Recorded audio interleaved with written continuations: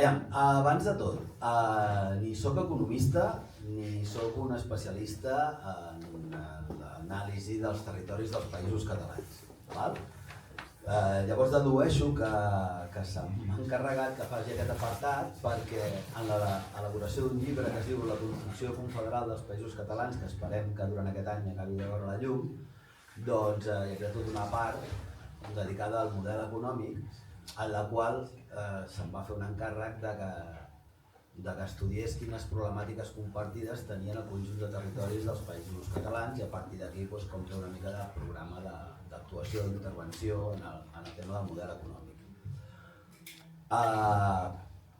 Això ho he consultat amb algunes persones del País Valencià, d'algú de la Catalunya Nord, però ja et dic, no és un treball d'un rigor científic ni molt menys, sinó que més aviat respon una mica a una anàlisi més aviat de tipus polític i de tipus basat en l'experiència de diferents persones o col·lectius que estan en lluita en diferents llocs. D'acord? Vull dir que vingui després l'Antoni Soy, si ell us diu alguna cosa que rectifica el que jo dic, molt probablement tingui raó, especialment en termes estrictament economicistes. Llavors una mica la idea o la tesi fonamental és, aquí hi ha dues parts, una més concreta dels problemes i una més de marc general. La primera part de marc general, en certa manera el que vinc a defensar és una tesi que en part qüestiona el que sempre havia defensat l'independentisme revolucionari, que és que actualment el conjunt dels països catalans vivim sota un mode de dominació colonial. Sempre s'havia dit que això podia ser cert en el cas del País Valencià, era evident en el cas de la Catalunya Nord, però que respecte a les illes i sobretot al Principat de Catalunya això era més que qüestionable. I el que ens sembla a la gent que hem estat elaborant això és que a Catalunya potser la situació del model colonial o del model econòmic colonial o subordinat potser encara no és tan evident, però la tendència cap aquí és molt clara. I aleshores hi ha una primera part d'explicar quins són aquests condicionants generals i una segona de quines són les característiques, com afecta aquest model en diferents àmbits. Dit això, comencem. Hi ha una primera part que és una mica històrica. Ens hem de situar la guerra de successió i el fet que l'ocupació dels països catalans tant per Espanya com per França i la implantació de les monarquies borbòniques, absolutistes, etc., marquen una tendència general, que serà a l'autoritarisme i a la uniformitat. És a dir, tant Espanya com França, amb sorts diferents, diguéssim que França se n'ha sortit més amb la uniformitat i Espanya més amb l'autoritarisme, però tots dos han intentat fer exactament el mateix, que és muntar-se el seu imperi, i el primer que s'havien d'assegurar era la pau interna, i això volia dir matxacar qualsevol cosa que potencialment pogués qüestionar el seu projecte nacional. I una d'elles, evidentment, eren les nacions ocupades, els territoris ocupats més a prop possible de la metròpoli, en el cas Occitània, els Països Catalans, el País Basc, etc. Quin ha estat l'objectiu? I això és una cosa que és molt important entendre des del primer moment. Doncs aquests projectes imperials, tant espanyol com francès, han tingut sempre com a objectiu fonamental engreixar les butxaques en un primer moment de la cort i en un altre moment de les oligarquies més properes a la cort o, un cop França es constitueix en república, a la burgesia parisina que assoleix, diguéssim, el poder a l'estat francès. D'acord? I la prova, l'estat francès és un estat absolutament centralista, però això no vol dir, no és que sigui centralista políticament, és que ho és econòmicament. Si mireu el mapa de França, les carreteres, els trens, el que vulgueu, doncs França és París i voltants. I una mica el projecte imperial espanyol també ha anat per aquí, el que passa és que ha tingut més problemes, més bolets. I quina és la conseqüència que ha tingut això? Doncs una tendència progressiva, en el cas de l'estat francès, com ja dic, molt més evident des del primer moment, que era la marginació o subordinació dels territoris ocupants de l'Occitània, de la Catalunya Nord, etc. Llavors, això el que ens ha dut? Doncs que arreu dels països catalans, com us comentava, hi ha hagut diferents ritmes, però una mateixa tendència, que és aquesta tendència a la subsidiarietat, no? A la subordinació respecte als interessos dels estats ocupats.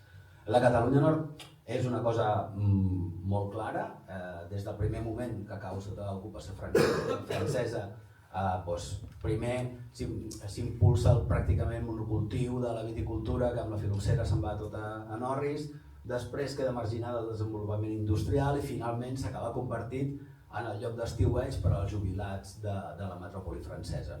Per tant, allò que nosaltres ara ens fotem les mans al cap, els nostres germans de Catalunya Nord ja fa molt de temps que ho pateixen. Un territori, diguéssim, amb baix, amb activitats de baix valor afegit, turistitzat, colonitzat, ple de funcionaris francesos i realment amb unes dinàmiques econòmiques molt dependents, en aquest cas del turisme i residencials, etc. A Mallorca i a Eivissa, sobretot, Menorca tindríem tal, hi ha una situació bastant similar, sobretot, primer perquè hi ha una marginació econòmica que dura durant molts de segles i després perquè amb el franquisme són illes que s'omplen de militars, policies, funcionaris espanyols, etc. Es produeix una colonització bastant intensiva que acaba amb la implantació del que tenen ara, que estic com resumint super molt, d'aquest monocultiu turístic, que ja sabeu el que comporta. Després parlarem, crec que són bastant evidents, però les conseqüències de tot això sabem quines són. Els problemes derivats pel que fa a habitatge, pel que fa a demografia, pel que fa a estructura econòmica, pel que fa a possibilitats de desenvolupar fins i tot les més mínimes polítiques socials. No sé si sabeu, per exemple, ara que a Eivissa, igual que també passa a la Cerdanya segurament, de mestres, infermers i metges, difícilment amb el sou d'una d'aquestes 3 persones et pots pagar un habitatge allà, amb la qual cosa és que fins i tot això arriba a estar qüestionat. El País Valencià ja és una mica més diferent, diguéssim, hem anat de qui més catastròficament està a qui s'hi ha anat afegint més posteriorment.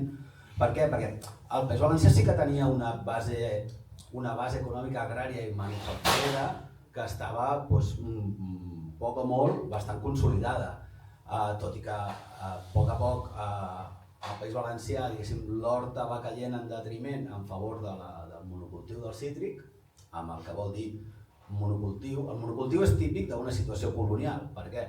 Perquè no respon a les necessitats de la població, sinó que respon als interessos d'unes grans empreses de produir una gran quantitat d'un producte i envair altres mercats amb aquell producte. Un monocultiu, diguéssim, és dolent de per se. Llavors aquest és un procés que es dona i que és evident. I el segon és que el que hi ha és una manca, diguéssim, d'inversions estratègiques des d'un primer moment en el que és la modernització de la indústria i la seva adaptació a la globalització, etc. De manera que la indústria del País Valencià va caient en una certa obsolescència. En alguns casos, la globalització i la mala gestió, per què no dir-ho, porta a fenòmens com, els que sigueu ja d'una certa edat recordareu, la crisi de Sagunt, amb les nombroses lluites obreres de resistència contra aquests processos de reestructuració capitalista, i al final acaba donant una situació en què actualment la indústria que més o menys genera beneficis al País Valencià és la ceràmica, que si alguna cosa té la ceràmica és que és una indústria altament contaminant, que depèn d'un sector econòmic horrible com és el de la construcció i que per tant tampoc és que generi un gran valor afegit. I tot això amb què es reforça? Doncs amb la idea d'Espanya, imperial d'Espanya, del País Valencià és la playa de Madrid. I per tant, no sé si us recordeu, però des de Madrid hi ha una autovia a cada una de les capitals de província valencianes, des de Madrid hi ha unes comunicacions meravelloses i tota la costa del País Valencià, especialment a Alacant, que a la zona i en parts de Castelló doncs es converteixen en colònies de madrilenys de vacances. Això vol dir un model turístic, que és el que és, ordinador, ciudad de vacaciones, tota la part, diguéssim, de... No sé si alguns que sigueu grans havíeu vist el 1, 2, 3, però le ha tocat un apartamento en Torrevieja, Alicante, doncs això, val? I protegent aquest model econòmic doncs, també de turisme intensiu, d'especulació amb el territori i que ens porta doncs, a la situació que ja tots coneixem actual, no? Problemes d'habitatge, destrucció del territori, etc. Llocs de treball de baixa qualitat, d'acord? I per tant una economia una vegada més subsidiària i no responent a un projecte nacional propi o al servei de les persones que habiten aquest territori. I en el cas de Catalunya la qüestió és una mica diferent. Per què? Perquè tot i que l'espoli estava present de la Guerra dels Segadors, de fet l'origen de la Guerra dels Segadors és l'intent, l'intent no, és que diguéssim la corona de Castella agafa els diners de catalans per fotre les seves guerres i els catalans diuen ja en tenim prou, val? Doncs des d'aleshores aquesta lluita contra l'espoli ha estat una constant entre Catalunya i Espanya.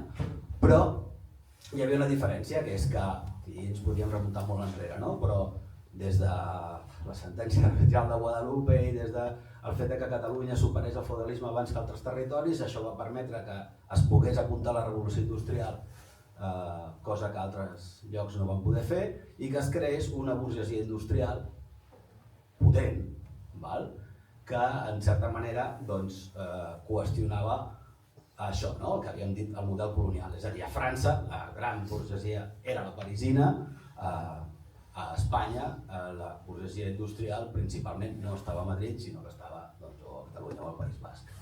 Tot això són supersimplificacions, però perquè ens entenguem. Què passa, però? Doncs passa que... Això em recorda molt una xerrada que vaig anar quan jo era petit, que va fer el Caste, i se les va tenir amb aquest historiador de Convergència, el Rodríguez. No, bueno, és igual. Que el Caste va afirmar el mateix que en Benet després, que això de la burgesia nacional catalana era un animal mitològic del qual no n'havia sentit, tothom en parla però ningú l'ha vist. I el fet és aquest, que la burgesia industrial catalana renuncia a erigir-se en burgesia nacional, renuncia a construir un estat. I el fet de que renuncia a construir un estat, sinó que intenti de manera optimista que Espanya li faci la feina bruta de la repressió i ells aixecar la bandereta de la reivindicació territorial en cada moment, que això dura fins ara, o sigui, no ha canviat, té unes conseqüències a llarg termini terribles. Per què? Doncs perquè el fet de no tenir un estat fa que les planificacions estratègiques de l'estat que sí que existeix, que és l'espanyol, no siguin en favor de crear un model, diguéssim, segons les necessitats, potencialitats i expectatives del poble català, sinó, en aquest cas, de l'imperi castellà, d'Espanya. I això què vol dir? El que ja sabem, és que tampoc em vull estendre massa, però vol dir que aquesta burgesia industrial ni té les infraestructures que necessita, segueix sotmès a un espoli fiscal, etc. I per tant arriba un moment en què rep dos cops com bastant forts. Un és la incorporació a la UE, dos cops forts que venen pràcticament junts, i l'altre és la globalització. Els acords d'adhesió a la Unió Europea bàsicament venen a dir, mireu, a Europa el sector agroalimentari és per França, l'industrial per Alemanya, Holanda i una mica França, l'energètic per França i Alemanya i els altres, doncs mira, poseu residències d'avis, hotelets i poca cosa més.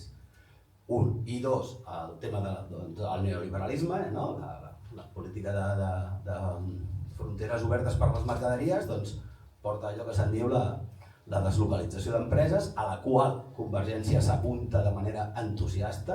Recordem que Jordi Pujol és el primer que anima els empresaris catalans a tancar les seves fàbriques aquí i portar-les al Marroc, a Turquia, etc.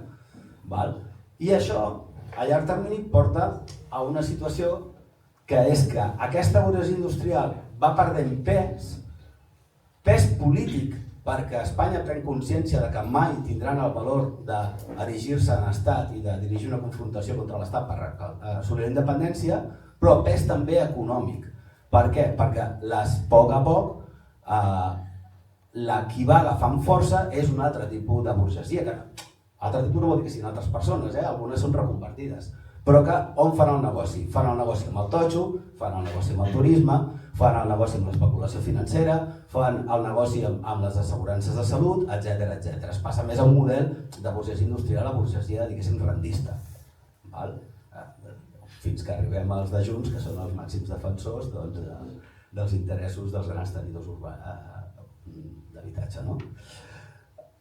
Per tant, al final, això què ve a dir? Doncs que una altra de les característiques d'aquest model colonial, que no he comentat perquè m'he saltat una mica, és que això, que són territoris sotmesos a un espoli, són territoris on s'acaba desenvolupant una activitat econòmica que no respon a les necessitats de la població i que a més normalment té un baix valor afegit, per entendre'ns, i són territoris en els quals hi arriben moltes persones provinents ja sigui de la metròpoli o ja sigui d'altres territoris de l'imperi en qüestió.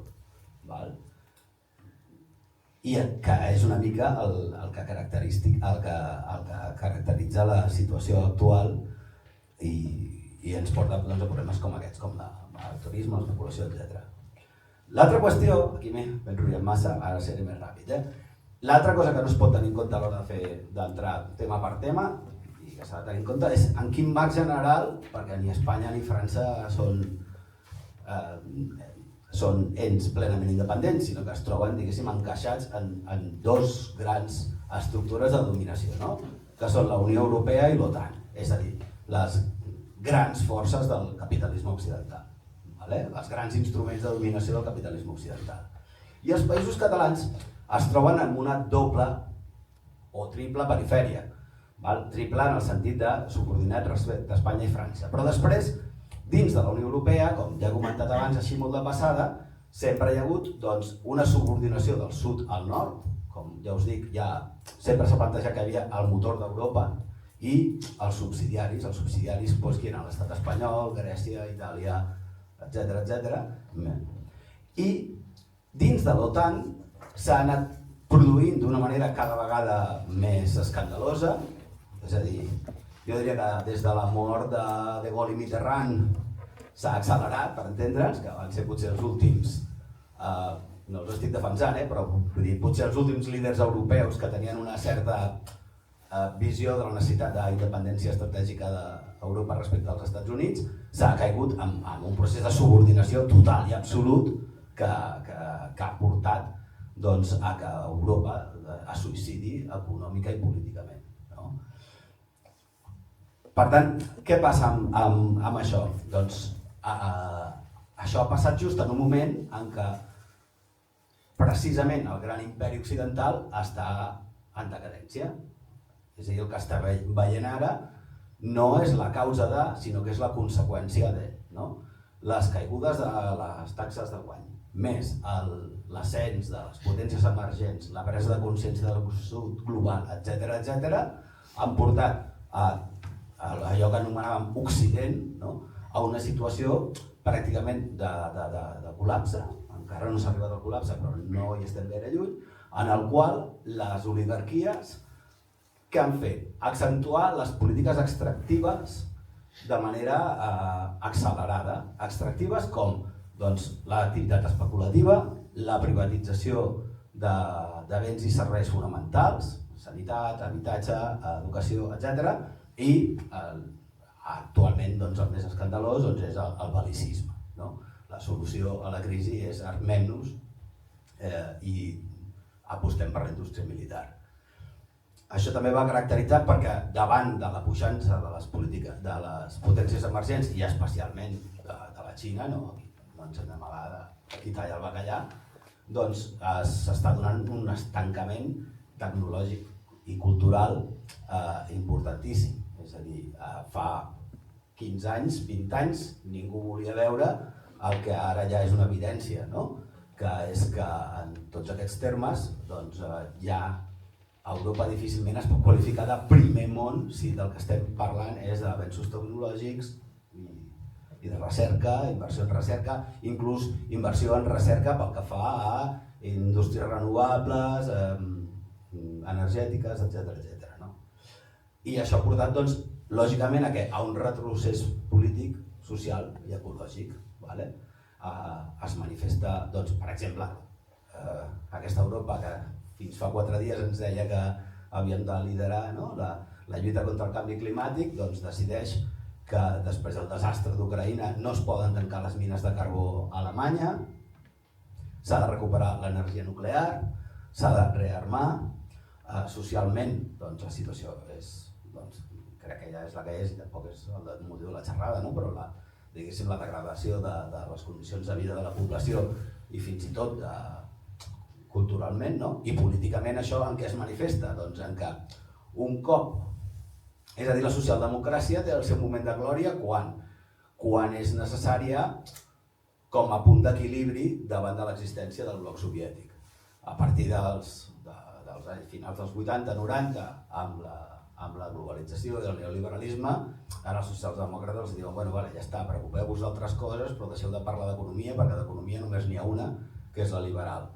I a partir d'aleshores l'esquerra, amb totes les fluctuacions que vulguis, perd el seu sentit d'existir i cau en una decadència, i qui acaba, diguéssim, en certa manera, monopolitzant aquest descontentament social, doncs acaba de ser el que ara se'n diu la dreta populista, per dir-ho d'alguna manera, o l'extrema dreta, etc. I aquesta és una mica la situació, no? I quin és el gran drama de tot això? Doncs que els països catalans i Europa han perdut una gran oportunitat i a més l'han convertit en una amenaça.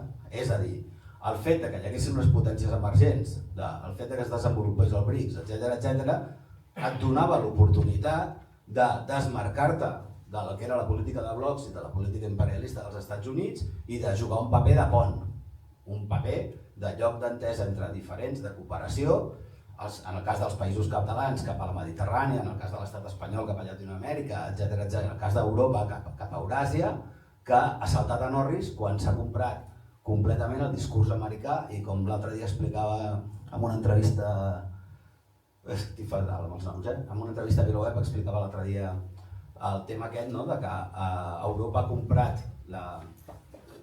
el discurs diplomàtic anglo-yanqui de que el que havia de fer era buscar un enemic a Rússia, de manera que mai pogués construir una entitat política pròpia amb el que geogràficament seria natural, que seria una entesa de la Mediterrània, Europa i els veïns.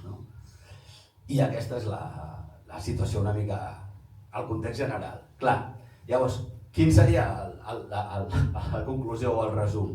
Que és que nosaltres podem estar parlant aquí de si hem de fer això, o si hem de fer allò, si hem de prendre aquesta mesura o hem de prendre aquesta altra, però el que hem de tenir claríssim, no? Com ho va tenir l'ANC l'altre dia, convocant i mantenint la manifestació al dematí, és que cap model econòmic al servei de les necessitats de les catalanes i els catalans serà possible sense una doble ruptura.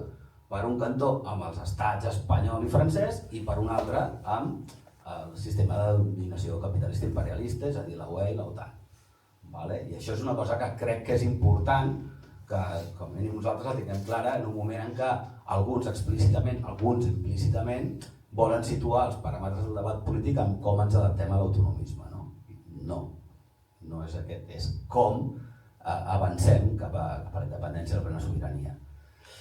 Llavors, la part aquesta que se m'havia encarregat, que com ja he comentat, estic segur que hi ha gent aquí a la sala ara mateix que és capaç de fer-ho molt millor que jo, era quines característiques o problemes compartits teníem als territoris dels països catalans actualment. Un és l'espoli, i no em vull retenir donant dades perquè crec que són accessibles a tothom i se n'ha parlat molt, però sí que voldria remarcar una cosa, que hi ha molta gent que diu bueno, això de l'espoli a la Catalunya Nord no és veritat. Bueno, clar, no és veritat perquè allà la política colonial ha estat tan intensiva que ara no és que es tracta de que senzillament ja no poden aportar més impostos. El que hi ha hagut és un empobriment programat de la Catalunya Nord des del 1714 fins ara. Vale? Hi ha articles molt interessants que han aparegut darrerament on expliquen les dades, no? De com Catalunya Nord s'acaba convertint en el que és ara, no? Un asil per jubilats francesos, d'acord? I com es destrueix tot un teixit econòmic amb la sana intenció des del punt de vista francès de que mai pugui existir un poder polític alternatiu al poder de París. Vale? L'altre és el tema de la desindustrialització, turisme i l'especulació. Això és un fet, no? Constatable i que a més doncs, té les conseqüències que totes i tots coneixem. La creació de llocs de treball de baixa qualitat, de subocupació, fins i tot de la preeminència en alguns sectors de l'economia submergida, els problemes concebuts d'habitatge, la hiperinflació i en general el desplegament d'activitats de baix valor afegit. No? Això va molt lligat també a la, no sé com qualificar-la, no diré nul·la, però diguéssim més que escassa inversió doncs, en recerca puntera, no? La incapacitat d'innovar tecnològicament. L'altre és un disseny d'infraestructures als serveis de les oligarquies. Com ja he explicat abans, amb un origen especialment de les oligarquies espanyoles i franceses, no? El que he explicat de la construcció de totes les autovies des de Madrid a les capitals valencianes i el model radial, però després també a les oligarquies, diguéssim, botifleres o locals que s'han apuntat o que s'han beneficiat de l'ocupació. No? Llavors, en aquest, no cal recordar-ho, però les grans inversions en aeroports, la meitat dels quals doncs, estan tancats o no funcionen, no tenen 3 avions al dia, l'aposta per l'AVE, el disseny de la xarxa d'autopistes i, en canvi, l'abandonament de la xarxa ferroviària i el transport col·lectiu de persones i mercaderies. Fins a coses actualment paradoxals, com que els que no podem arribar a Sants en metro, doncs senzillament no podem agafar l'AVE ni que tinguéssim ganes. Per què? Perquè no hi podem arribar fins a Sants. Hauríem d'agafar un taxi de Sabadell a Sants i després agafar l'AVE. S'ha portat, no? La idea aquesta de el transport com un negoci en sé, no? Per si mateix, no? Que s'ha oblidat les necessitats reals tant del territori com de les persones. No? I aquí hi ha una molt bèstia, que és que ahir tornava a sortir el senyor Illa i companyia dient que el nostre objectiu era arribar al 10% de mercaderies que es moguessin en tren, quan en realitat mai han passat el 4% i quan la mitjana europea és del 30%. Val? Per tant, no és només de persones, de mercaderies, etc. No? Llavors, què passa? Que les polítiques d'infraestructures bàsicament han estat dictades i segueixen estant dictades per aquí, per un cantó, per una paret de l'Estat que té, repetim, aquesta obsessió que no es construeixi el corredor mediterrani o passa per la meseta o no es construirà mai. Val? Els lobbies de la construcció, interessats en fer macroobres encara que després no serveixin per res, el lobby turístic, la indústria automobilística i les energètiques, que són les menys interessades en el transport col·lectiu. Val? Una altra característica important, potser matitzable en el cas de la Catalunya Nord, però bueno, és el tema de la inexistència d'un sector públic potent.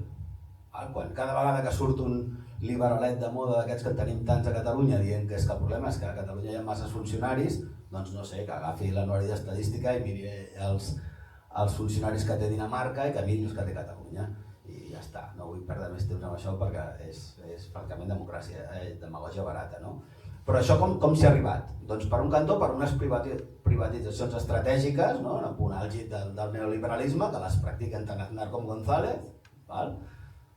Tot el sector de l'energia, les telecomunicacions, etc. Després, perquè els governs autonòmics doncs, de manera intensiva han privatitzat el sector sanitari, arribant, és a dir, han deixat caure la sanitat pública per aconseguir fer negocis amb les mútues privades, resumint molt, perquè el sistema, diguéssim, educatiu correrà probablement la mateixa sort si no som capaços de revertir-ho, i perquè, diguéssim, des de les autonomies mai va haver-hi aquella mena de declaració d'intencions de crear una energètica catalana, etc., però mai no s'ha anat més enllà amb la voluntat de crear res en el sector públic. A banda de la desinversió o la manca de plantejament de tenir realment centres de recerca públics que funcionessin, no? I l'altra característica, ja l'última així com de compartida, és la impunitat de la màfia grossa, que és la banca i les assegurances. Aquí cal entendre que va haver una cosa que va ser la destrucció programada del sistema de caixes d'estalvi. Per què? Per arribar a una situació gairebé monopolística en la qual el BBVA, el Sabadell i la Caixa practiquen tot tipus d'abusos sobre la ciutadania, fixen les condicions de crèdit que els dona la gana i actuen de manera absolutament impune, a banda de tot el que va suposar que els diners que anaven a l'obra social directament passen al compte de resultats d'aquestes entitats. El rescat a la banca, que mai no ha estat tornat, sinó que ha estat un incentiu encara més de l'especulació immobiliària, és a dir, si hem rescatat la banca, què menys que quedar-nos els pisos? Doncs no, hem pagat als bancs no ens han tornat els diners i s'han quedat els pisos.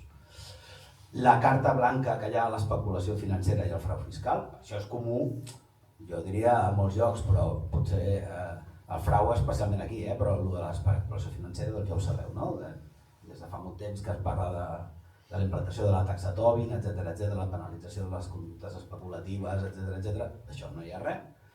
I finalment, que ja ho he dit abans, el tema de la privatització de la sanitat i el poder de les asseguradores, moltes de les quals també estan vinculades a la banca.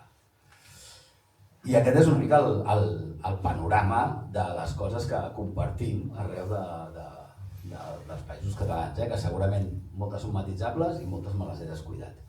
Però clar, això a què ens porta? Primer, a la incapacitat de desplegar polítiques socials. És a dir, amb l'espoli fiscal per una banda, amb un model econòmic que no respon a les expectatives del país per una altra, i amb una fiscalitat del tot menys justa, doncs és impossible desplegar unes polítiques socials realment transformadores.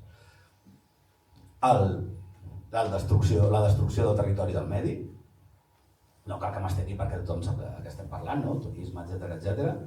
Turisme, i no només turisme, transport privat, etc.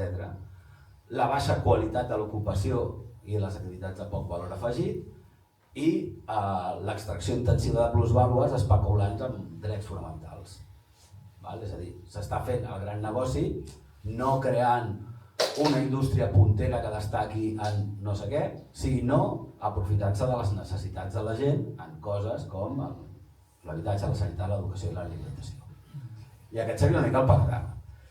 Llavors, algunes propostes i idees que, si fins ara ja us he dit que en absolut soc economista en el tema, a partir d'ara encara ho seré menys, però coses que han sortit amb la gent que hem anat parlant seria per on podríem començar a bastir alternatives. Doncs primera, desenvolupant un sistema d'estalvi, inversió i previsió propi,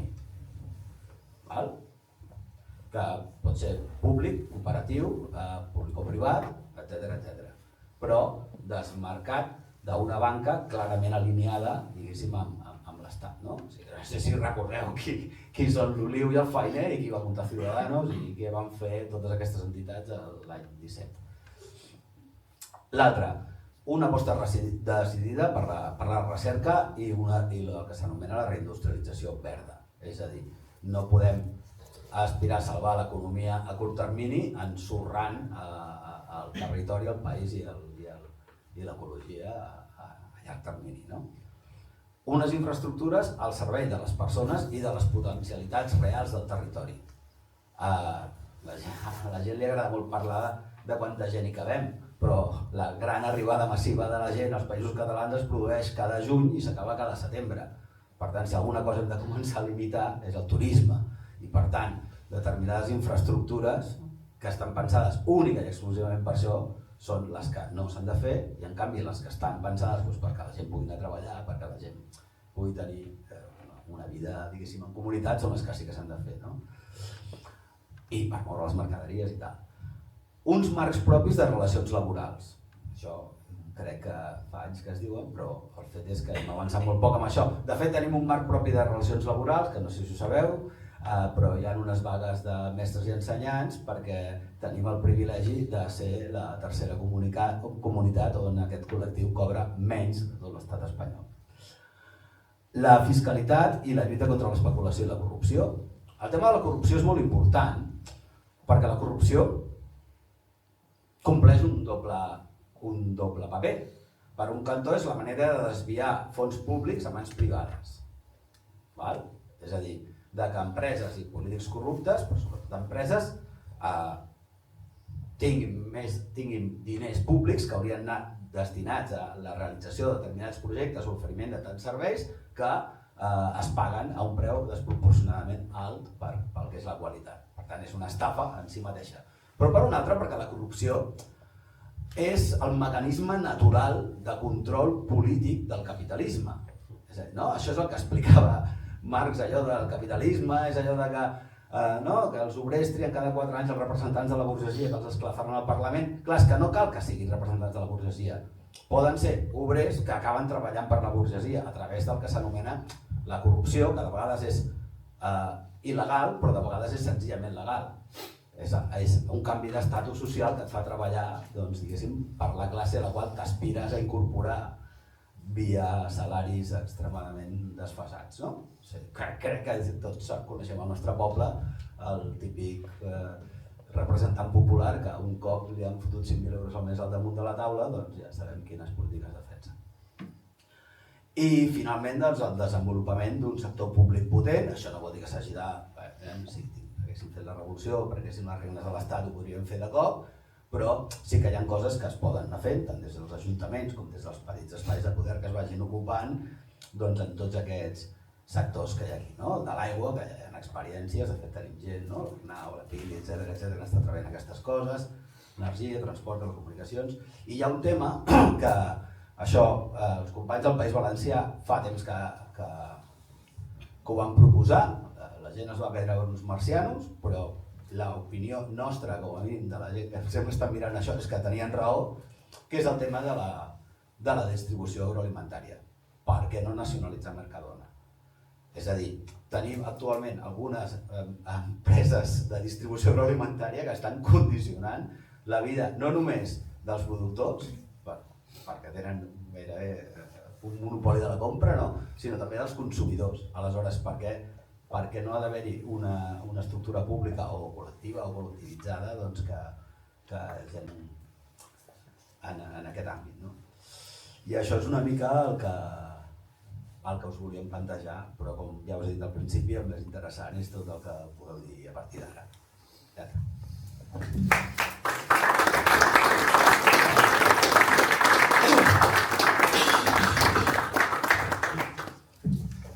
Tenim 10 minutillos per fer dubtes, preguntes, coses que no heu estat d'acord amb el Xavi. Tot això també té efectes mentals i psicològics. Pots comentar una mica la mentalitat del colonialitzat, no? No sé si... No seria ben bé la meva especialitat, però...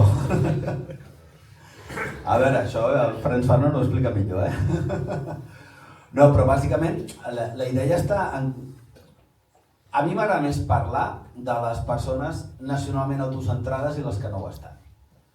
És a dir, el problema és quan tu perds la perspectiva de l'arrelament al teu territori i et comences a creure l'entelèquia que et munta l'estat ocupant. Quan tu comences a pensar com un espanyol, parlant clar, en comptes de com un català. I queda molt bèstia, però és que és així.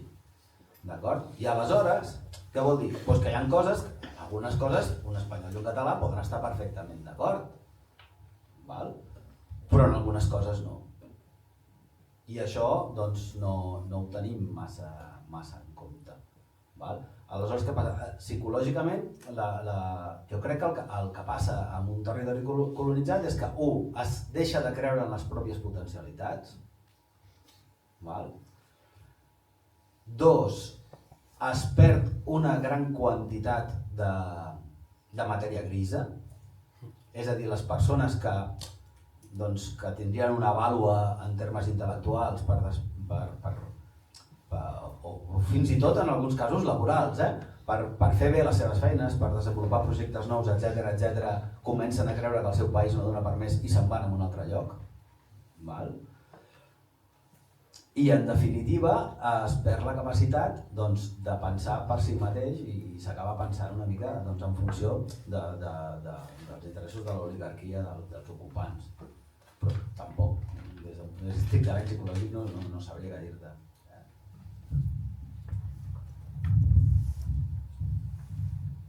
Dos qüestions.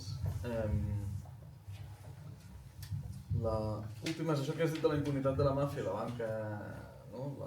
La banca i les asseguradores i tot això. Hi ha una altra qüestió que no sé fins en quin punt és creixent o no, que més o menys se'n parla, a vegades s'exagera, ja entenc que no és així, però fins en quin punt també hi ha tota aquesta qüestió del creixement aquest del crim organitzat pròpiament dit, que aquí sempre s'havia sigut més mins o de pas i a tu em sembla que t'havia sentit dir que s'exagerava en aquest sentit, però fins en quin punt hi ha aquests indicis, que s'està també traslladant això, el que seria la subordinació aquesta d'Europa i aquesta qüestió, la criminal, encara que sigui reduït. I la segona qüestió, si som una colònia, que això potser ho deia més entre d'altres, jo també ho desconec, però el manual de Pedrolo, no només amb les cròniques colonials, sinó amb els articles, i que ara torna a estar de moda d'alguna manera, i altres també coneixen prou bé, si som una colònia, fins en quin punt aquí hi ha colons, i si els colons són, evidentment, els militars o la policia, o també els funcionaris, o si hi ha sipais o no,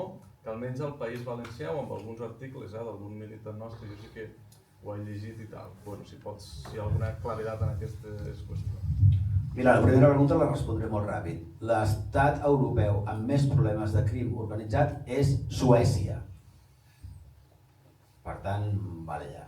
O sigui, això, al darrere d'aquesta idea de tal, hi ha un component racista, jo crec que s'ha dit clarament. O sigui, s'està associant la idea de creixement del crim organitzat a l'arribada de persones de determinades nacionalitats. Això pot ser cert? Doncs pot ser cert, per què? Perquè les persones, siguin de l'origen que siguin, quan estan en condicions de precarietat, són més sensibles de formar part d'aquestes xarxes, però al darrere del crim organitzat, o sigui, no estem parlant del raterillo que et roba la cartera. Hi ha unes estructures de poder que requereixen unes inversions fortes, que requereixen unes estructures fortes i normalment aquestes persones tenen grans vincles fins i tot amb el poder econòmic. Per tant, que el creixement del crim organitzat sigui símbol de que ets perifèria o que ets una nació colonitzada, doncs jo no ho veig per enlloc. Hi ha nacions colonitzades que tenen alts índexs de crim organitzat i n'hi ha que no. I hi ha nacions o estats com Suècia que per res es pot considerar una nació colonitzada que tenen unes ràtios de crim organitzat que són de les pitjors del món. Vull dir que jo crec que això no va per aquí. I respecte al tema dels colons, doncs és evident, i aquí sobretot cal una visió dialèctica de la història i de la realitat. És a dir, la independència dels estats americans no la fan els aborígens que van ser aniquilats, les fan els descendents dels colons. Per tant, qui un dia és color, al cap d'unes quantes generacions, deixa de ser-ho. Això per començar. I acaba, segons les dinàmiques econòmiques i polítiques de cada nació, tenint un projecte nacional propi i sobirà o seguint depenent dels interessos de la metròpoli. Això és la primera cosa. I la segona és que, evidentment, no és el mateix l'aparell de dominació colonial, és a dir, jutges, policies, militars, empleats a la gran banca, etc., que la població treballadora que senzillament va allà on té una possibilitat de treballar i de guanyar-se la vida. Que vull dir amb això? Doncs que em sembla que és evident, i a més no fa gaire ja va haver un debat amb un document respecte d'això, no és el mateix.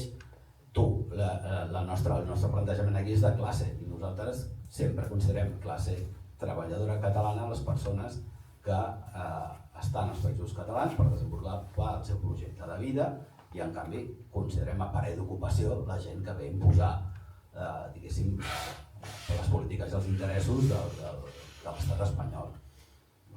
Tot i les nombroses contradiccions que això porta, és que aquestes fotos finish no serveixen per res. Quants fills i nets de guàrdies civils i de policies nacionals van rebre hòsties aquí l'octubre del 17 i el 19? Molts. I objectivament els guàrdies civils i les policies nacionals són forces d'ocupació i la meva opinió és que se'ls ha de fotre fora. Però no ens quedem amb fotos que la realitat immutable és aquesta i no hi ha res més a fer. I t'estic parlant del que és aparell d'ocupació, no t'estic parlant dels fills de classe treballadora que els seus pares potser són de fora. Jo crec que no... El tema de parlar de... A mi m'agrada més parlar del tema ocupants que del tema colons. Perquè ocupants, està clar el que és un ocupant. És una persona que ve a imposar-te un projecte polític i de retruc, cultural, econòmic, etc. Un color, jo i més a més crec que la situació en tot cas s'hauria de qualificar de postcolonial més que de colonial. Una persona, diguéssim, de classe treballadora no se l'ha d'anomenar color, el que hem tingut, penso que ens fem un flac favor dividint la classe treballadora segons el seu origen. Dues apreciacions amb el que has dit. Quan feies com la llista de problemes, jo crec que una cosa important també és l'enorme concentració de capital que s'està produint, perquè clar, a nivell global, però també a escala nostra, jo ho noto molt a nivell professional, em dedico a temes de comerç, de dinamització de comerç, clar, vull dir, la rebentada de petit comerç que hi està havent en els últims 20 anys és brutal i tot s'està concentrant en 4 grans franquícies, 4 grans plataformes que estan desertitzant comercialment el país. I crec que això està passant a totes les escales, a tots els sectors, i crec que és un problema greu també l'enormíssima concentració de capital, que jo crec que mai a la història s'havia donat tanta concentració de capital en tan poques mans. Llavors una altra precisió del que has dit, jo no acabo d'estar del tot d'acord que Catalunya, Principat, les 4 províncies, siguin una colònia en el mateix sentit que Catalunya Nord o que el País Valencià o que Galícia, que és com superevident. Vull dir, sí que potser... Jo no he dit això, he dit que estava he dit que evidentment no ho havia estat en aquest sentit, però que hi havia una tendència que, donada la transformació de la burgesia industrial catalana en una burgesia grandista i el canvi de model econòmic que això imposa, podia acabar aquí. És a dir, crec que això del model econòmic colonial, diguéssim, a Galícia, a Catalunya del Nord, fins i tot a Mallorca, Eivissa i en part al País Valencià està bastant desenvolupat, però que a Catalunya, que fins ara pensàvem, no, nosaltres el que patim no és una colonització sinó una ocupació, pot estar a les portes de tenir també aquest model econòmic colonial. I una cosa és un model econòmic colonial i l'altra és una colònia, no fotem, no és el mateix. És a dir, no havia entès del tot el matís, però jo crec que el que Sant Pere va fer servir un concepte, no sé per la tira, però que feia servir pel Principat de semicolònia, que jo crec que és interessant perquè és l'equivalència aquesta a la colònia independitzada, que tot i tenir burgesia pròpia, és una burgesia al servei d'un estat foral o d'un interès nacional foral. Jo crec que és un concepte que encara avui continua sent prou útil. Jo tinc un dubte. Si quan parlem de relacions entre la colònia i la metròpolis hem de tenir en compte els mecanismes d'espoli econòmic que hi ha. En el cas dels països catalans, quins són els mecanismes de sostracció de valor dels països catalans fins al centre? En els països catalans del sud, bàsicament la fiscalitat és el més evident. el que no hi ha hagut, i per això no es pot dir que estiguem en una colònia, és, o com a mínim, no sé, potser hi ha algú que té més dades que jo, és un desplaçament de les activitats d'alt valor afegit de Catalunya cap a Madrid, per entendre'ns. Vale? Això encara potser no ha arribat, però sí que hi ha dues coses. Una és la fiscalitat directa, els impostos que es paguen, i l'altra és, també relacionat amb la fiscalitat, el tema de les seus de les empreses. És a dir, hi ha moltes empreses que facturen i treballen i operen bàsicament als països catalans, però que tenen la seva seu i paguen els seus tributs a Madrid o a Espanya. Vale? Jo crec que els més grans són aquests.